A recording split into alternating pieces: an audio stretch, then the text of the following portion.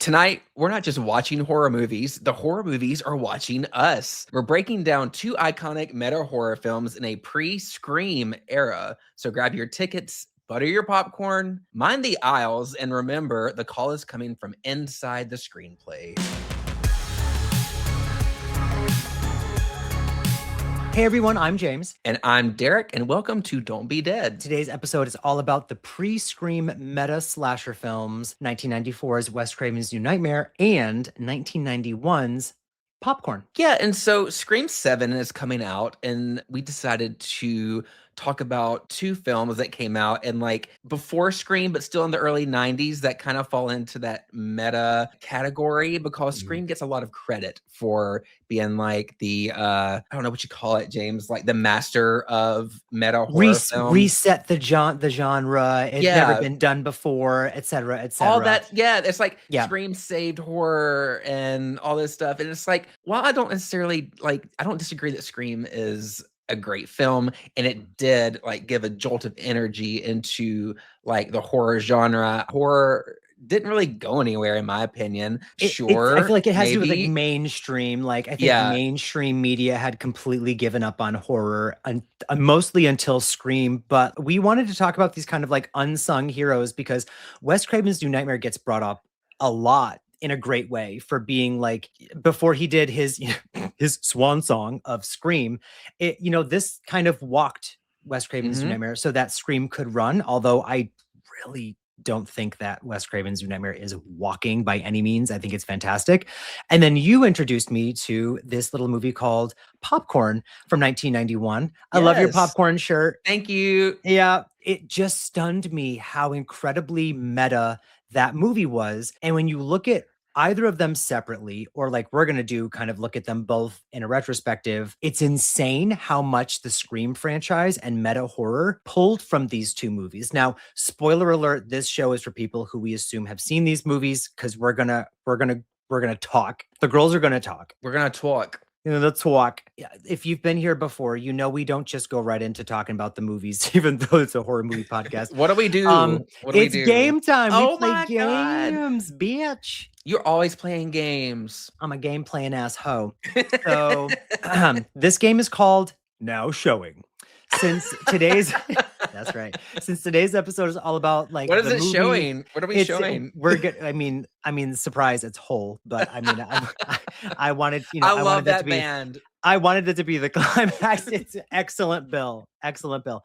Okay, so since today's episode is all about like the movie within the movie within the movie, I'm going to list specific films, and I'd like you to tell me what movie the characters are watching in each of these films. Now we'll do a warm-up question so you get the idea. Okay. So it's what they're watching, movie within a movie within a movie within a movie. And then your head explodes. Okay, so the warm-up question, Dirk, if you're ready. All right. Easy one. What movie is the character of Dylan constantly watching throughout the course of the 1994 meta slasher horror movie Wes Craven's New Nightmare? That would be A Nightmare on Elm Street. Now, okay, this is for real. That was your warm-up. Okay. For real. And some of these are easy and some of these are not, bitch. So get ready. Okay. What slasher horror movie are the teen characters watching at the end of the 1996 film Scream? They're watching Halloween. They're watching Halloween. Yeah. Yep. Fantastic.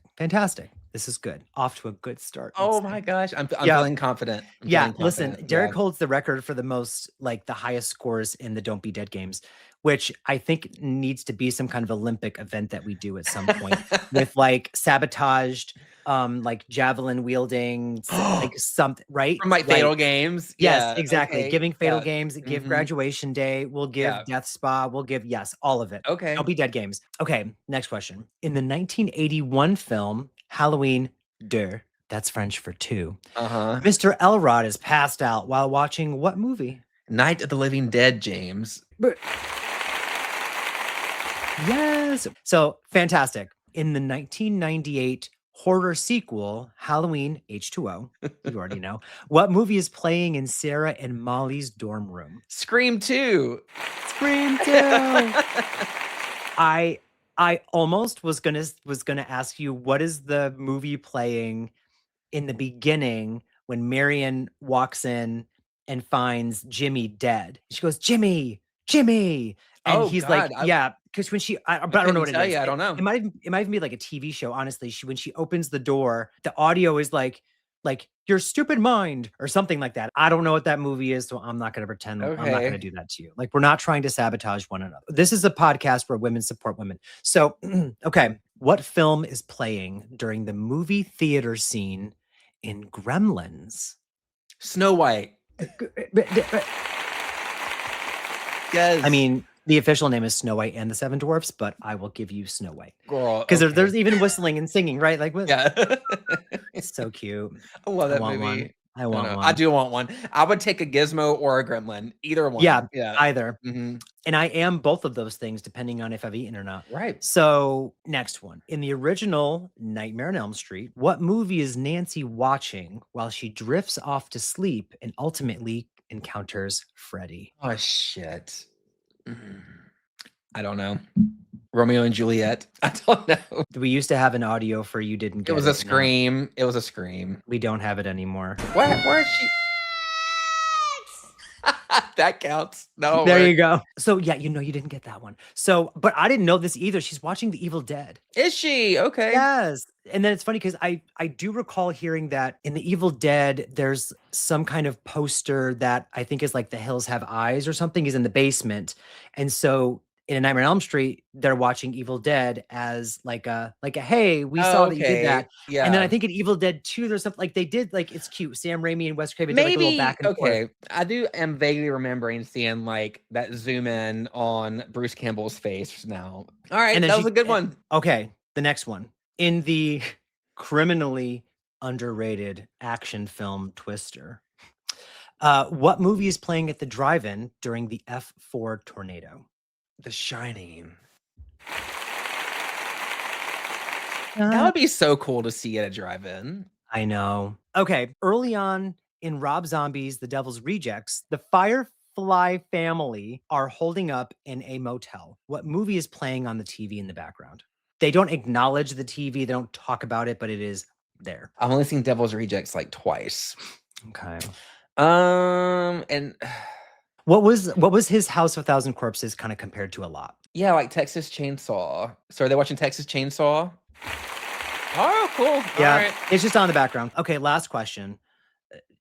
Or is it? I don't know. This one I definitively know is right because I took Okay. notes myself. Name at least one of the fictional movies playing at the Horror-thon in the 1991 film Popcorn. The Stench. The Or Stench. Mosquito. And Remember the the other other one is God, I'll give you a second one the first. magnificent electrifying man or something like the amazing electrified man, something like that. The Attack of the Amazing Electrified Man. Yeah. And listen, I'm gonna say you got 100. Well, you did get one question wrong, but then I also messed up a question, I think, and so maybe it balanced out to like there was not even a trivia game, basically. But yeah, congratulations, Dirk. Thank you. A great transition into us talking about these two films. Now, movies within movies. Movies within movies. Yeah. Did you have a preference of which one you wanted to talk about first? We can talk about let's talk about Popcorn. I love that. Let's talk about Popcorn first because I love popcorn. And tastes great. I'll give you just a quick premise of the movie. Please do. It's follows a group of film school students who are trying to raise money for the film department. And in order to do that, they decided to put on this horror-thon at like a local like rundown theater, and they're going to show like 4 old movies and have different like interactive elements to it. Like there's a movie that they're going to show called The Stench. Well, they figured out how they can make nasty smells come through the theater at the time, right? The old like throwback to like the 50s, how they used to you go to the movies and it was like a 4D experience before 4D. Yeah. And you have like little nose clips and you can clip onto your nose. It's like little props and stuff. When the Attack of the Amazing Electrified Man, like the seat like will shock you and stuff like that. Zaps, yes. There is like a main protagonist. Her name is Maggie/Sarah, played by the lovely Jill Sholin. She's in the film department. And but what you learn about her is that she has these like recurring nightmares and these recurring visions from her childhood, but she's not necessarily sure it's her childhood. She just sees some crazy shit. And so that's the basic premise of it. And but at the theater, everyone's dressed up and like as different monsters. The students are wearing like the old school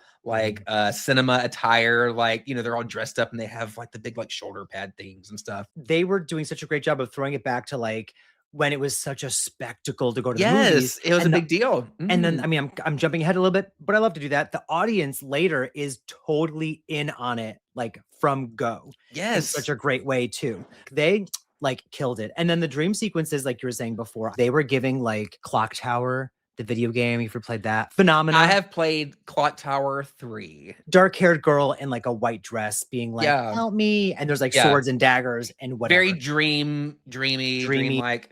Yes. So So she's having some fucked up dreams. She has some fucked up dreams, and like through the course of the horror-thon, we come to find out that there is a killer amongst the group who's impersonating like the professor and the classmates because they're all dressed up in these like different costumes, very much kind of reminiscent of Terror Train. You know how the killer will kind of jump into a different look and or disguise, so you can't really tell what's going on. Done much better here. But the movie itself is just, I think, super fun. Like it's not like a very gory movie either. Yeah, I think it's a lot of fun. I was just shocked at how if you took like the opening scene of Scream 2 and made it a full movie, that's what this is. Yeah. But this came out first. So this movie very much had to have inspired a lot of the stuff in the Scream franchise, the whole franchise. Like the cinema club scene is, I think, what they call the cinema. I think it's called Cinema Club in like Scream 4, but it's the cinema club in this movie. They're having like a discussion before class and they're all just battling about this movie versus that movie versus this movie. And I was like, this is giving Scream 2. I wrote this quote down. This is what one of them says, because the banter and the dialogue is great. There's more character development in Police Academy 5 than in all of Ingmar Bergman's cinematic smorgasbords. I don't know who that is, but I was like, whoever wrote this knows horror and knows cinema, and it's giving, Aliens is far better than the first and blah blah blah, and James Cameron, you have a hard on for Cameron. Like, just add Sarah Michelle Gellar. Well, they acknowledge that horror movies exist. They acknowledge those, and a lot of times in horror movies, like they don't even acknowledge that horror is like a thing. They've never seen a movie in general. You know, they don't know what's happening. Movies don't exist. Even not having seen all the movies that they're talking about, it still put me in a position where like I could relate to the audience. Like I wanted to be at that horror-thon. I wanted to be in that cinema club. I wanted to fucking just be there. I wanted to be Toby at one point. Speaking of which, Tom Villard, who does play Toby, we have to give a shout out to him because we love LGBT representation in horror films, especially when they get to be the killer at the end. Yes. That's what I love. And spoiler, we've already warned you, Toby ends up being the killer, who's like, he's more of like the assistant professor kind of a thing. Is that the role that you get from Toby? He's not necessarily like a student. He's more like assistant teacher. Yeah. He's doing all the logistics for the professor. The professor's teaching. Yes. Apparently, during production, he let his fellow cast members and the director know that he had AIDS in real life. He was like really sick during this shoot and like but he loved the project and he wanted to, really give it like the performance that it needs, like he's the fucking killer. Well, he's great throughout the whole movie, but once you start realizing it's him, he uses molds of other people's faces throughout the movie to confuse the audience, us, and the people in the movie themselves and the actual audience. He's confusing everybody with who he actually is. And then he reveals that his face is actually like, terribly burned. Yes. Because he was, big plot twist, a child in the front row at a show that they were showing a movie. And at the end of the movie, this insane director decided to quote unquote finish the movie live with his he's part family. of like a film cult. Like this and he murdered his wife on stage and attempted to murder his daughter. And the daughter, her name was Sarah. We find out that she grew up adopted by, because we haven't even mentioned this icon yet. I know. Adopted by her aunt, Dee motherfucking Wallace, Queen, who delivers. always, but especially in this movie, I loved her. Yeah. You know, we find out that she was there the night of this, like, you know, the crazy director, Yes. the possessor, The the possessor possessor. is Yeah. showing his film. He kills his wife and he's going to kill the daughter. D. Wallace shows up, shoots his ass because Caps she's that him. bitch, caps him. Probably had her gun sideways too, saves the little girl. And then I think accidentally actually sets the place on fire. I think it was like during the scuffle, the thing topples Yes. over and the place burns down, which is what leads to, you know, Toby becomes the killer, et cetera, because his whole body is burnt. Now we're present day and she's getting these random phone calls, which also come to play in Wes Craven's New Nightmare. We love a phone call moment. And in Scream, like you can't be meta without a phone call. The moment that Dee Wallace pulled up to the theater, because she's like, you're not going to fuck with my kid / niece. And she has a gun. Well, he told her to bring it. And she's like, bet. Naturally, I was actually scared. That whole scene was really creepy. It was really dark. scary. Yeah. Dark with like the face. He's like behind her sometimes. Yeah. And he bursts through a wall behind her. Snatched her. Yeah. And then you don't see her till the third act. Thank goodness she was, you know, still alive. But she did an amazing job. And that whole sequence, I'm glad that they let her be the badass that she actually is. Oh my gosh, yes. But it's a big like twisty twist because you know that lots of the twists. lead Yeah. he has been, gosh, like a facade, like putting on this fake Toby face for his entire life, growing up essentially and going to school with these people to then be like, I'm going to kill you now because I need to finish my movie. Right. Amazing. But he delivers, the whole point of this was he delivers this crazy monologue. And, you know, we love a killer monologue, but they can be very silly. Even in like Scream 2. What is it? Is it Mickey? Is that his name? When he's like, Billy's mother. And you know, like it's very over the top. And then even Laurie Metcalf, right? Playing Billy's mother in Scream 2, she gives this crazy unhinged monologue. In Scream 3, monologue. You know, in Scream 4, it's like we always get a monologue at the end, but we love a monologue. One of the more believable ones while still being so over the top, but then also hilarious because there's parts where she was like, please, you can't do this. You know, I didn't mean to. And he's like, oh, then I guess I'll just let you go. Yeah. Like it was so, it was so good. Like I never didn't believe him. Well, he was having fun with it too, because like, remember when he put Dee Wallace in that full body cast, you know, and like has her pointing that gun. And what is the line he says, James? Do you remember the line? I'm so glad I cast you in this. I'm so glad I cast you in this. Yeah. Like, it's just layers. This bitch had me cackling. She was hilarious. I know. The killer's very theatrical and he puts on this big performance and he's he's filming it. He's making a movie and all this stuff. Oh, and he loved a pun too. He goes, when he puts her in like that dress at the end, but like something about an Iron Maiden, you know, and he like clamps her down, you know. Yes. So he loved a pun. I still have a little time to kill. Yeah.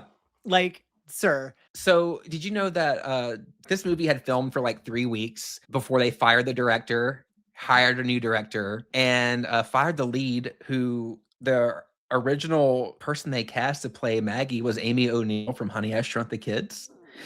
And oh my gosh. Yeah, so the new director who came on, I guess, saw some of the scenes and he's like, I'm not exactly sure why they fired the director. These are fine. Like they had already filmed some of the theater stuff, like the theater things. He goes, that was great. And at one point, there's even like a montage, like that's still in the movie of them like getting the theater ready, like everyone's cleaning up and stuff. And I loved it. You can still see Amy O'Neill in the theater. You see her in there. Yeah, that's hilarious. Yeah, it's like there's a wide angle, like almost like from the stage, looking back at them, getting the actual theater itself, like with the seats ready. And she's off to the right. You can see it's like, okay, who's this other random blonde girl that we didn't get? And they're probably like, it doesn't matter. Her. Like I will say, I loved that montage.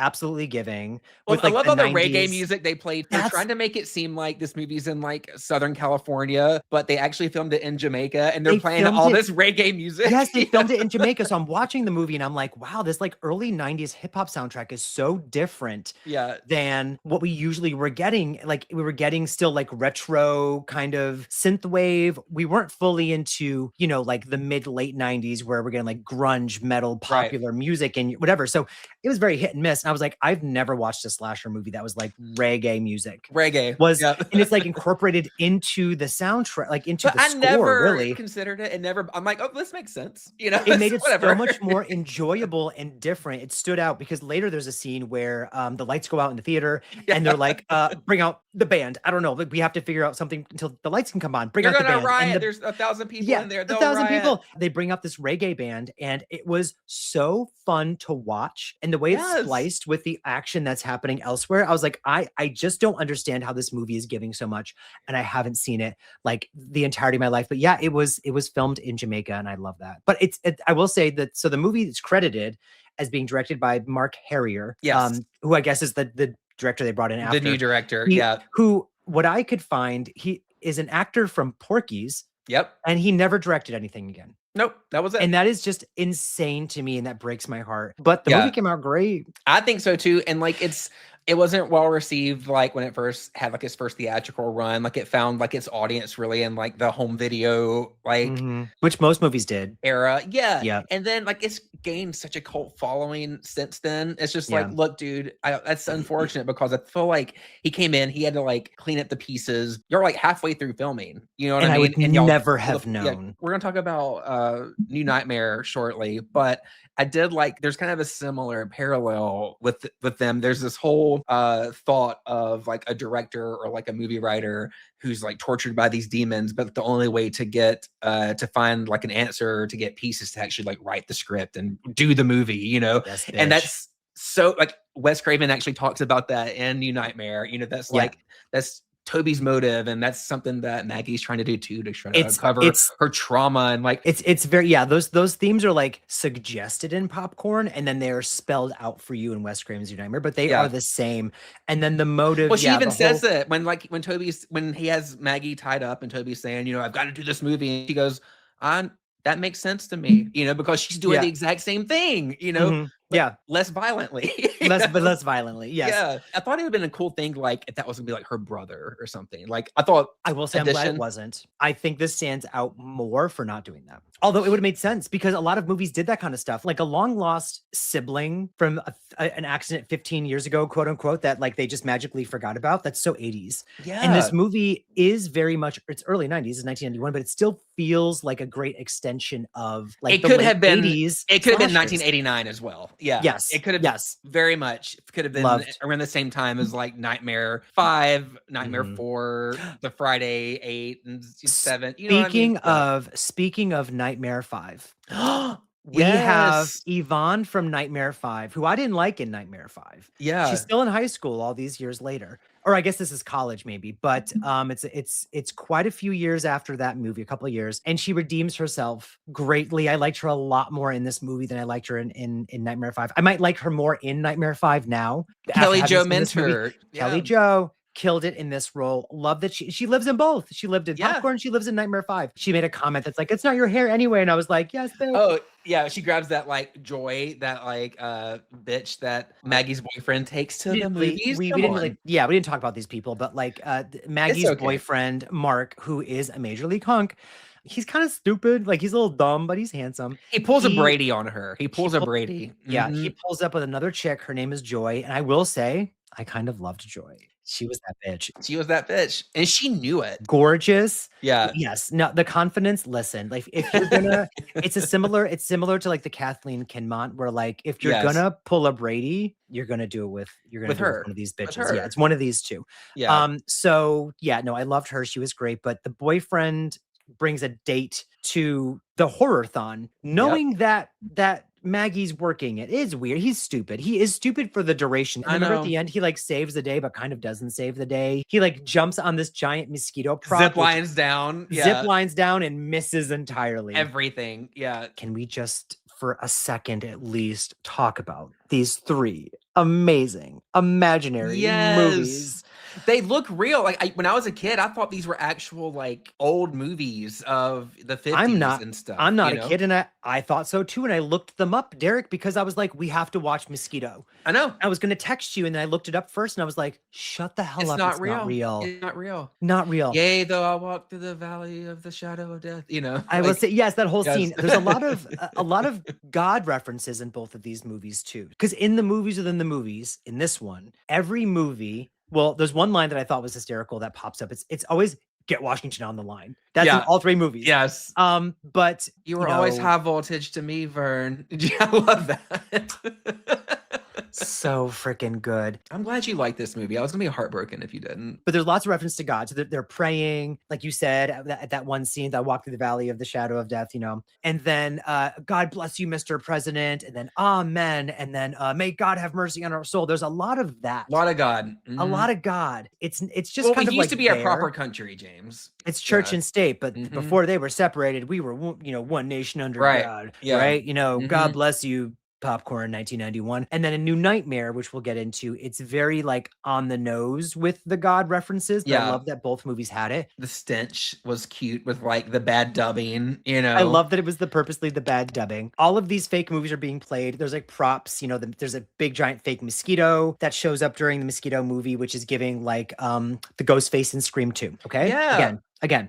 Then Well, Attack of the Amazing Electrified Man or whatever, that's actually like a Wes isn't it didn't Wes Craven do Shocker? he did Shocker. Which is like essentially the same thing. Yeah. So it's like a precursor, post-cursor, all of everything. Yeah. And they get their booties shocked for the stench. They have like the fog thing that comes in because it's very much again giving Scream 2. The audience is like screaming, Oh, interacting. They're hilarious.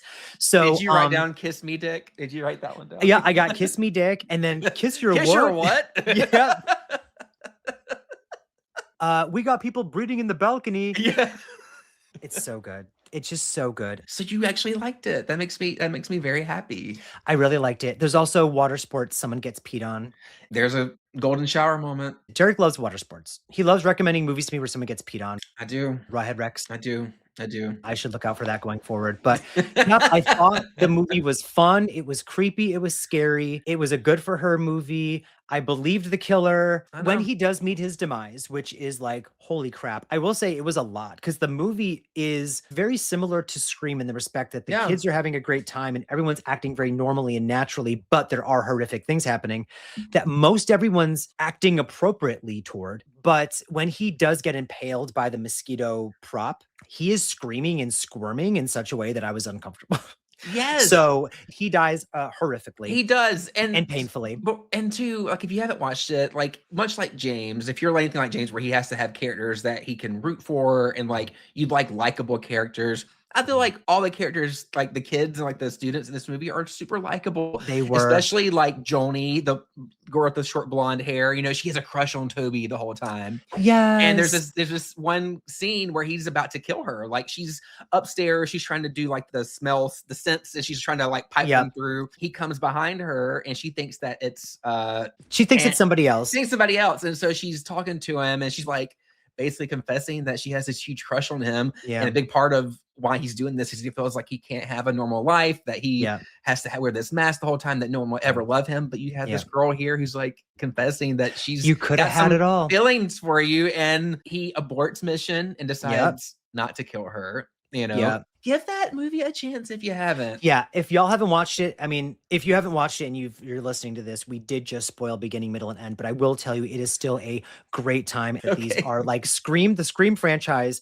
There's no way that they didn't look at this movie first. There's a line where Maggie, the character of Maggie, says at the end, let's make the next one a comedy, okay? Because they are constantly talking about like their relationship with film, like throughout the course of the thing. That line, though, the let's make the next one a comedy is 1,000,000% Sidney Prescott saying, why couldn't we be a good Meg Ryan movie? Yes. Kevin Williamson is a horror movie fan. So when he wrote Scream, there's no way he didn't see this. He had to have seen Popcorn. It's not copying. He had to. We can look at these movies now and go, holy shit, Popcorn did it first. Yeah. The other thing is, did you notice the credits have the pictures of the characters with their names exactly like Scream? I never noticed. Okay. So if you watch the credits, the characters' faces pop up. We are Same just song and everything, directed by children. Wes Craven. Yeah. Okay. I was saying, well, speaking of Wes Craven, Mhm. let's talk about New Nightmare. Let's talk about 1994's New Nightmare. So is the movie called New Nightmare or is the movie called Wes Craven's New Nightmare? Because let's start with that. I call it New Nightmare, and when I logged this on my letterbox the other day, I just typed in New Nightmare, and that's how it appeared. Yeah, I think his name is just above the title, but Yeah. I love that it has the double meaning of it is Wes Craven's New Nightmare. So Because you say its full name, like you say, Mary Elizabeth Winstead. Mary Elizabeth Okay. Winstead's New Yeah. Nightmare. Yes. Yeah. I mean, of course, we have said 1,000 times his name, but New Nightmare is directed by Wes Craven, who also directed, The Hills Have Eyes, A Nightmare on Elm Street, Scream, Serpent in the Rainbow. Like the girl has done a lot. Red Eye. So Last every couple, house on the Last House on last the Left, house, last house on the Last left. House, He did every something called couple of Chiller years. too. Did you ever see the movie called Chiller? Didn't see Chiller. He did Shocker. He did a movie with Meryl Streep that was I like saw not Shocker. horror. Was not feeling Shocker that I couldn't much. get into that one. I tried. It just was not it for me. Wes Craven, the master of suspense. Rightfully so, he was called that. So he wrote and directed this movie. To give like a quick premise, if you have not seen it, and gosh, I hope you have, the Nightmare on Elm Street movies have kind of run their course. We've already Can we talk about that real quick though? Just real quick. Sure. When I texted you this the other day, I was like, James, like it's kind of like blowing my mind that this movie came out just only 10 years after the original one. Yes. 10 years just back then felt like an eternity. It feels like a 20 or 25 year later legacy sequel. This is a legacy sequel. Yes. And it's a legacy sequel before, on top of being the meta before meta, it's a legacy sequel before we were getting legacy sequels. Like he was so ahead of his time, it makes me sick to my stomach. So this takes place only 10 years. It's only 10 years after the first movie, which was 1984. I've almost known you for 10 years. Like I feels like I just flew by. Like that's insane to me. Yeah. That's wild. Oh my gosh. Think about that. That's insane. I don't want to think about that. I have known you almost as long as... It has been 10 years. Yeah, the time span between... When did the Friday the 13th video game come out? 2017. Okay. So May of next year will be 10 years. So we'll celebrate a decade of that's insane. This bullshit. That's stupid. Think about this. We're basically in 1993 right now, thinking we're never gonna get another Nightmare on Elm Street movie. And then magically, because Freddy's dead. Freddy's dead, right? And then here we go. Time is just so weird now. Time is irrelevant in a construct, and we're living in a context. So Freddy is dead. They still want to make another Freddy movie, and Wes Craven says, "Hey, y'all, I have an idea." Basically, New Nightmare is a film about the creators and filmmakers who made the franchise wanting to make another film. So you are watching the actors and producers, for the most part, play themselves, and it is how they have reacted and how they are coping with the franchise now that the franchise is dead. Mm-hmm. And it establishes Freddy Krueger as kind of like this evil entity that can only be contained if he's written into these movies. Like the arts and writers and storytellers are what keep the evil at bay. I love that. I love it. I wish they had tapped into that just a little more. Okay, the storyteller part I was cool with. I did want more of the ancient entity. Yeah. That's the only gripe I have with the end of the movie, which we'll get into later, is there should have been more of like a final form, kind of. Because, okay, backpedal for a second, we're still in the synopsis, but the evil entity basically takes the form of the fictional character of Freddy Krueger, but it is not Freddy. So we follow Heather Langenkamp, who is the actress who played Nancy in the first movie and also in Part 3 Dream Warriors, and she's playing herself. Heather Langenkamp is playing Heather Langenkamp. Yep. She is an actress, and she's kind of looking for her next gig, and she has a small son who's played by the incomparable Miko Hughes from Pet Sematary and from Kindergarten Cop. Boys have a penis and girls have a vagina. That bitch crushed it. He's giving the performance of a lifetime. The man playing her husband's not her real husband, but he's inspired by her real husband because her actual husband does work in special effects, like makeup effects and stuff. Not played by Bill Pullman. Not played by Bill Pullman, which you thought. It's very similar, though. They had the hair. It has been years since I've seen this movie, like literal years. And in my head, it's Bill Pullman, Okay. like, And we can still say it is, yeah, if that works for you. The first scene is essentially a retelling of what you think you're watching, kind of the same scene from the original. Like, we're seeing someone make this glove, and it's the same music. It's just like slightly different, slightly more modern. Now we see the yeah. glove is actually metal, and the music is a little different, and the Metal. visuals are metal. Yeah. And then we cut to this person is going to cut their hand off to put the glove on. This glove, this metal glove that seems to be like moving on its own, right? Right when the cleaver comes down, we are revealed to be on a movie set. Yep. So this movie doesn't kind of play with the meta like Popcorn did, where it's like Yeah. you're watching a movie it just full on says no, like we're gonna fuck with you from go. Because the Nightmare on Elm Street movies are you don't know what's real because of the dreams. This movie I love because it's you don't know what's real from the dreams, but now you don't know what's real because you don't know if it's film or if it's fiction. Part of the movie, But yeah, you're watching Yeah. Heather Langenkamp play Heather Langenkamp, but there are moments where they're so closely resembling the original film, and she at one point is having to, choose if she's willing to play the character of Nancy. Yeah. I'm telling this to you, but we're watching a movie where she is back already playing the character. So like that's where this movie I think dives. It's a mind full in. trip. It's a mind trip. The thing is, it's so well done here. I think that this movie is probably smarter than Scream, but Scream is the more blockbuster in your face, get your attention movie. Because this movie came out and didn't do well. People did not react to it. Well, and Scream also had the main cast was like teenagers too, Yes, it had this like is a very young much cast. that's Heather's a true. mom, know. This is like Nightmare on Elm Street for the parents. It's for the parents. The new parents. It's for the new parents. The new parents, yeah. So we see Heather is on set of a movie. She's constantly dreaming too. Yes, she wakes up. She's like, the girl doesn't like. We are always in a dream with her in this movie. Well, what's interesting about this too is Heather doesn't have to like discover what the rules are and how to defeat. She already is aware of the rules. Don't fall asleep. That's the biggest thing. Her son Dylan is constantly having seizures. He's freaking out. He's saying shit from like the original film. And they're both in just a complete fucking mess because her husband ends up getting killed. But even before, I was so stressed for both of them the whole time. Like Heather had so much anxiety. She wakes up from that dream and Dylan's like making his little oatmeal or whatever. And it's a cute little thing that he's doing. But she's like, this is breakfast, not arts and crafts. Yeah. She's like at a level of stress, like of anxiety just from go. And I stayed stressed with her the whole movie. She's stressed when there's all these earthquakes happening too, which I never really understood. And to this day, I still don't really understand the plot point behind that, other than just California is just on a fault line. Like, what's the significance of the earthquakes? So the earthquakes were originally in the script to be a ploy to explain away some of the, like, her tensions and her anxiety because it's California. But then there was a real life earthquake that happened at the time that like devastated huge parts of California.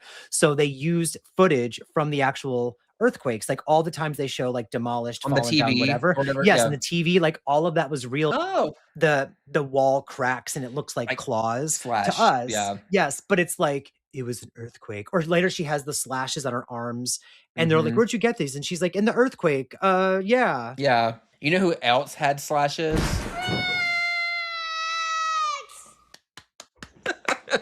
How the hell did I have such an emotional connection to that freaking dinosaur? That stuff, like, he was a character. You didn't want him to die. No, when she finds him later, let's just give some context for a second. Rex is a stuffed animal toy that it's a dinosaur toy. Yeah, that Dylan, the little boy, has that he keeps at his feet because he keeps Freddy away. But it gets to the point where you believe that this is like, okay, this is his actual shield, and his mom's supposed to go get Rex, and she fucking doesn't because she's busy like having 10 mental breakdowns. But then we find Rex and he is ripped apart. And when I tell you, as a kid, I went like took me. It's like when you see a dog die in movies. Yes, I like, almost no. Yeah. cried. That's how connected I was. It was the equivalent almost of Wilson in Castaway for me.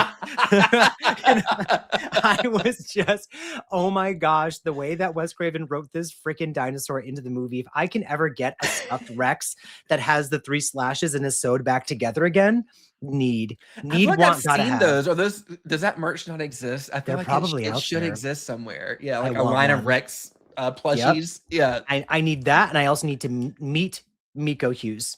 Those are my bucket list things. Okay. All Yep. right. We'll see if we can There you make that go. happen, James. Make it happen. Yeah. James, I'm kind of struggling to figure out, what direction to go with this conversation because literally the entire movie is meta. And so I don't want to just give a PowerPoint on the entire movie.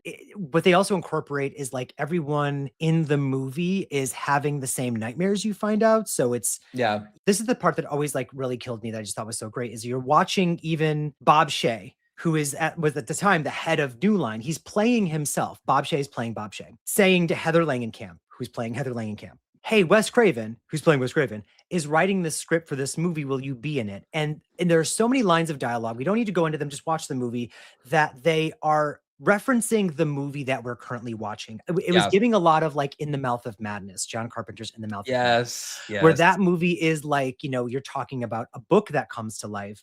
The big twist at the end of that movie, we're going to spoil every movie for you here, is that he goes to the movies to watch a movie version of the book that came to life. And the movie he's watching is the movie we're watching. Right. That one scene is the entirety of this freaking right. Because there's a script that she gets in the script kind of as she reads it, it's as things are happening in her real life. No, there was no movie. There was only her life. I love that. Her life. I love that.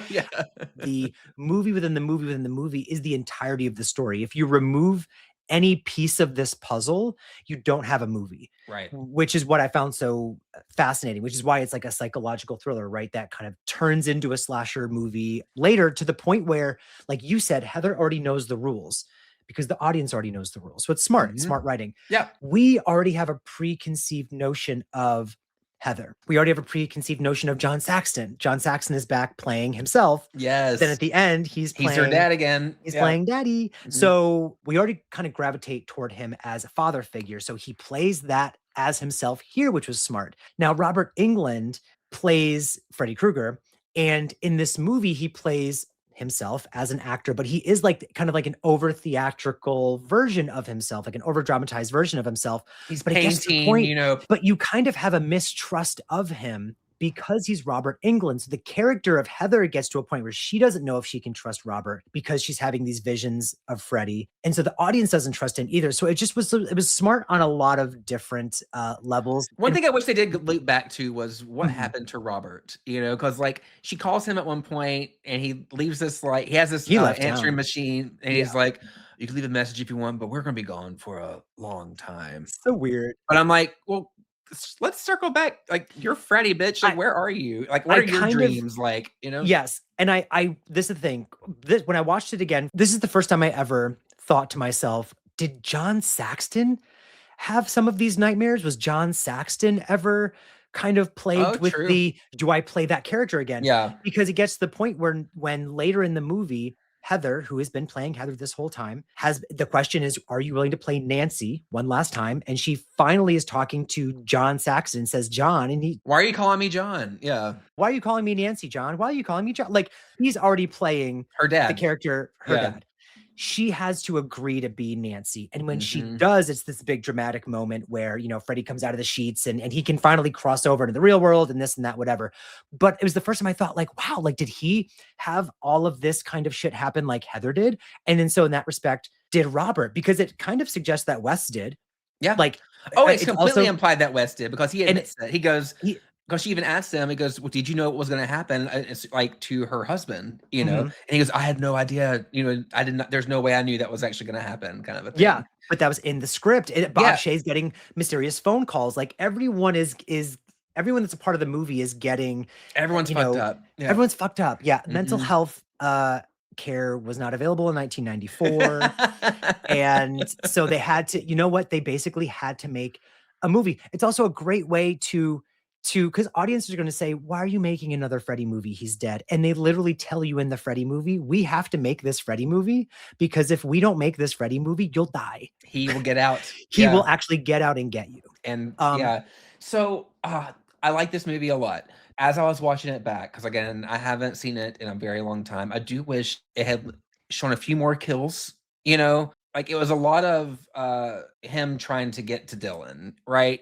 And there is that, you know, crazy throwback scene of Julie when she gets like drug up the wall, you know, Stealing. in the hospital. But like the other stuff, I mean, I know like even though it was like a dream sequence, like the two special effects guys that get like slaughtered by the glove, you know, on the set, that was just a dream. But then you find out later that they were found in a field somewhere, you know. There's long periods of, it's crazy for a slasher film back then. Like usually like every like 10 minutes you had to have a kill, right? Or every whatever. And something. Yeah. And that's why I always say this is like a psychological thriller. It is. Yeah. It turns into a slasher in the last. It turns because there are really minutes. no kills. Like there's the guys in the beginning, and then maybe 15-20 minutes in we Chase dies horrifically in his car. Love that scene.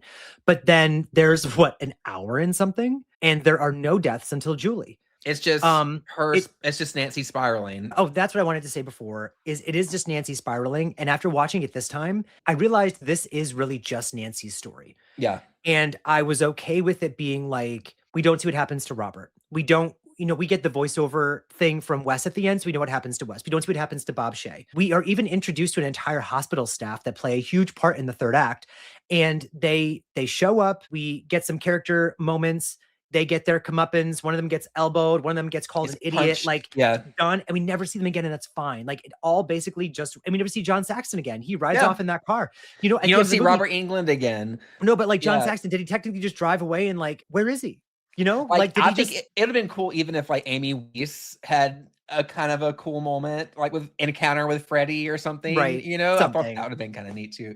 Could have been cute. A lot of what ifs, but like still overall a very enjoyable movie, very different movie. Like it was, as far as I can remember, like really the first meta movie that slaps you in the face that it's meta. Do you think, question for you, do you think this movie came too soon in the Nightmare on Elm Street franchise? Like, do you think, because it kind of killed the franchise a little bit? It's like the end, final chapter, basically. You know? It's the best critically reviewed of the franchise. Yeah.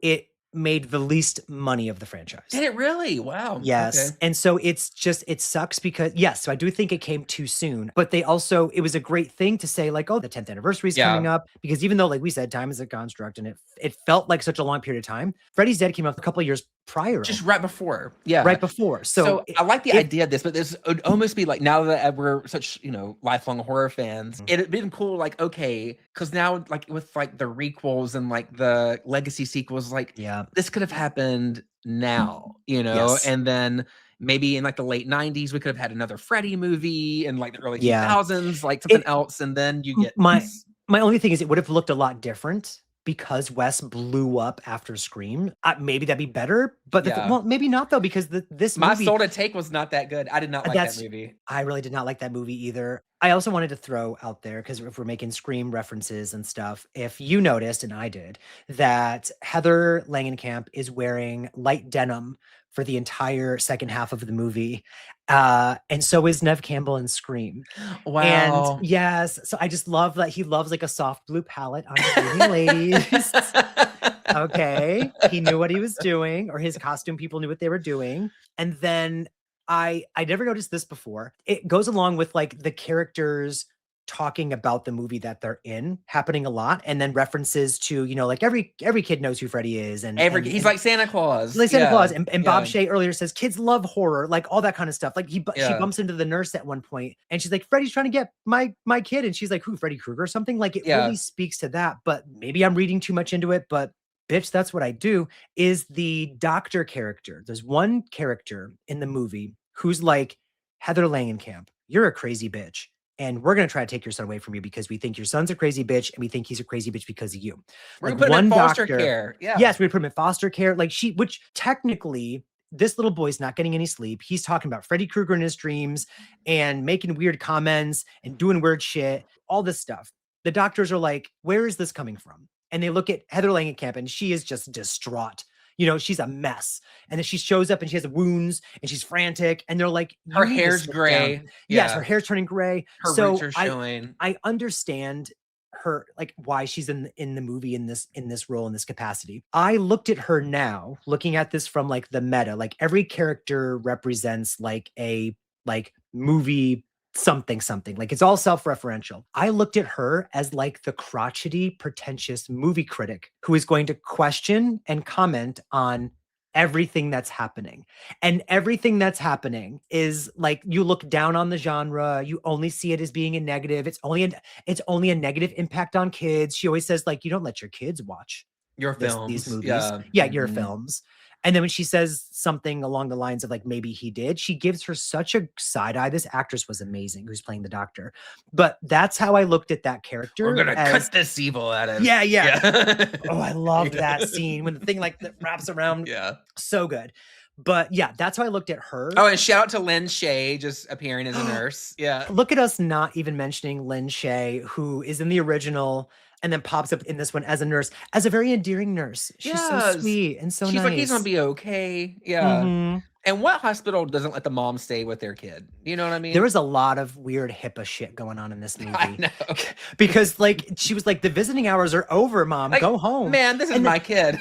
She says, well, is he okay? And she's like, well, he's okay. He had some issues earlier. He's in an oxygen tank now, like, or bitch, something. What the fuck? Yeah. You're supposed to call me. I know. I'm a goddamn mom. Yeah. So that was all weird and wild and crazy kids. But besides some questionable CGI at the end, because once it goes into full slasher mode, the third act kicks off with Freddy coming out of the closet. Maybe that's some meta shit too. I saw them boots he was wearing. He was wearing like those knee-high, like his outfit, leather boot girl. He was giving the sweater.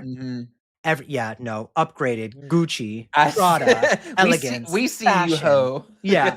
So yeah, she came out with her eyeliner on and everything. Yeah. And attacks Heather in her bedroom. And there's like one intimate scene where he's basically on top of her and he calls her Nancy. And as a kid, God, I'm gonna sound such like a little queer, but I got chills as a kid because it was the realization of he's in the real world now, essentially, and it, I don't know, like my little meta queer brain exploded with like, oh my God, he's calling her Nancy. And I don't think I has to accept.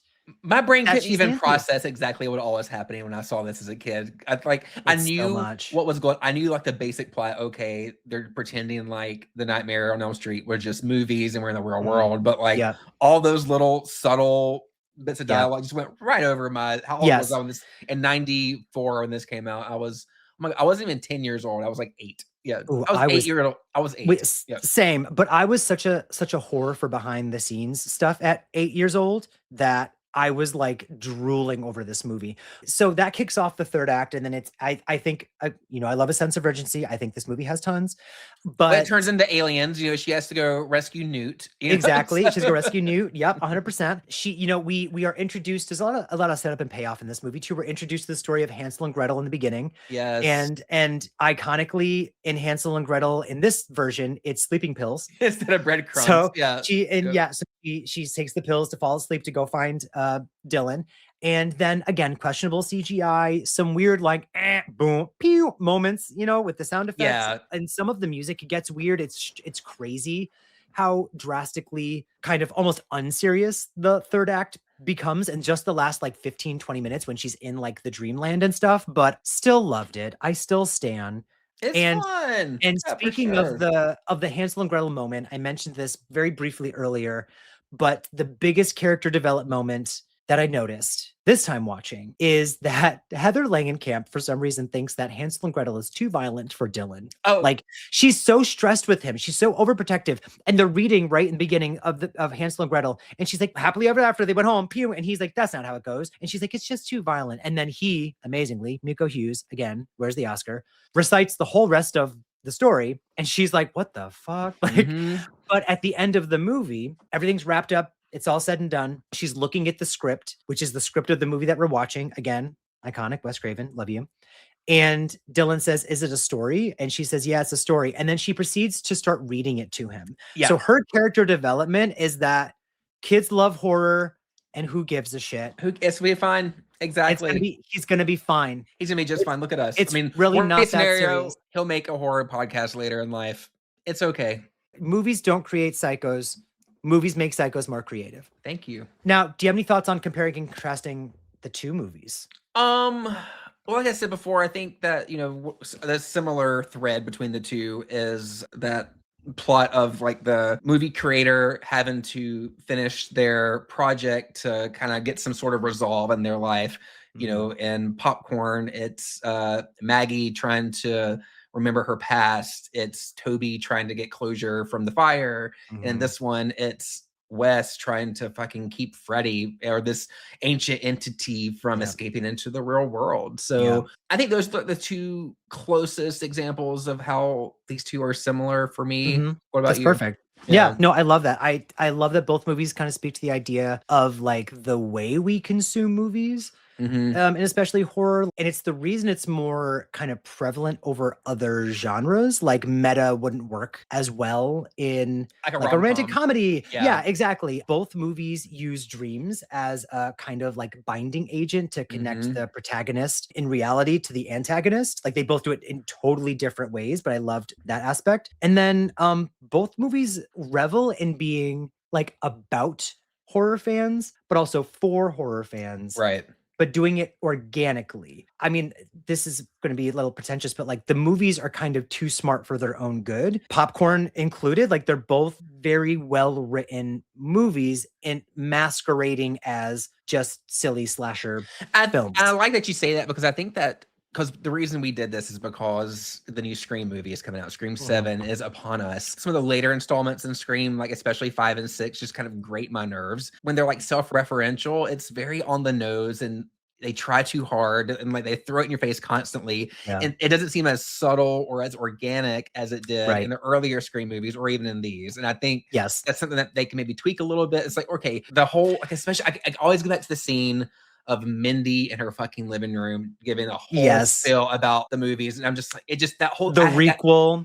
I got just like it didn't catch on. Secondhand embarrassment, goosebumps just came all over me. So if we could just not do that in 7, I think I will enjoy it more. I do enjoy part 6 a lot, but it's like it's not the same kind of meta. Like I enjoy it because I just think it's like a fun, scary slasher movie. And it does speak to me as a Scream fan specifically because of like the shrine and such. But the previous movies, 1, 2, 3, 4, were really great at speaking to horror fans. Yeah. But like, in not a pretentious, like preachy way. Yeah. No. I think now that I look back at like the film class in like that discussion in the second one, it does make me cringe a little bit, but that's because some film students can be fucking cringe. And so I'm like, well, that's maybe why it's cringe is because maybe it's why we do say shit like this sometimes and it's embarrassing. My only thing with Scream 2 in that one scene, because I love the movie, is Randy is wrong.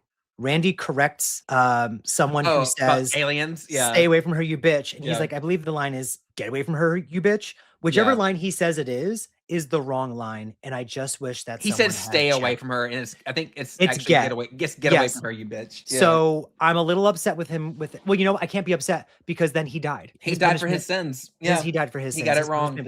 Amen. God bless you, Mr. President. Before we like wrap this up, I do want to shout out a couple of like other movies that kind of came to mind when we were doing this, and it not necessarily super meta movies. However, Monster Squad. I know you haven't seen Monster Squad yet. Have you? No. The vibe I've gotten without spoiling anything is it's like a Goonies style group of kids is going up against like Universal monsters. Exactly. But they've seen the Universal monsters movies. Right. They know the movies. They're aware of the movies. Like there's a lot of dialogue where they're wanting to go see Groundhog Day 14, and that's like in that movie there's like a sequel of like Gotcha. There's been 14 of those slashers already, right? Yeah, Jaws 25. Okay. Yes. Cool. And so they make little lines of dialogue like that. Yes. And they're having to fight. And there's like dialogue of like, how do you kill werewolves and stuff like this? How do you kill vampires? They're called the Monster Squad. And so they love monster movies. I love that stuff. And even in Friday the 13th, part 6, the character of Sissy, when she wants to play the card game about which cabin's Jason in, Oh, yes. Yes. Oh, I loved that one. Also, you very good call out. That movie is so self-referential. Yes. It's probably more self-referential than it is like meta, if there's even a difference. Yeah. But oh my gosh, It's like they're almost aware that they're because they even say, like, I've seen enough horror movies to know that anytime you see some guy with a hockey mask on, you need to turn like run away or whatever. It's never good. Like, so there's like little bits of dialogue like that. Can you think of any others? Like, even if it's not necessarily the entire movie, just like little bits of dialogue. You still have not seen Behind the Mask, The Rise of Leslie Vernon. No, I need to. So we won't go into details, but that is an amazing meta self-referential horror film where it's essentially like a horror documentary. It's almost like a Blair Witch. Like, we're going to go look for this killer. The documentary actually starts with, like, you know, some towns have a something story, like the little boy in Haddonfield who killed his babysitters, or the boy who drowned in Crystal Lake but allegedly keeps coming back. Like, we might have that here in Glen Echo Falls, whatever the hell the name of the town is, but you're in a world where those characters are real. It's good. It's cute. Yes. I will put it at the top of my list. Put it at the top of your list, bitch. Thank you for sitting here and listening to us talk about these movies. Meet us in the comments and let us know what you think of these movies and other like meta horror films. For more Don't Be Dead, watch on YouTube. Listen wherever podcasts are available and get extra content exclusively on Patreon. Don't forget to leave us a review. And until next time, Dirk, don't be dead.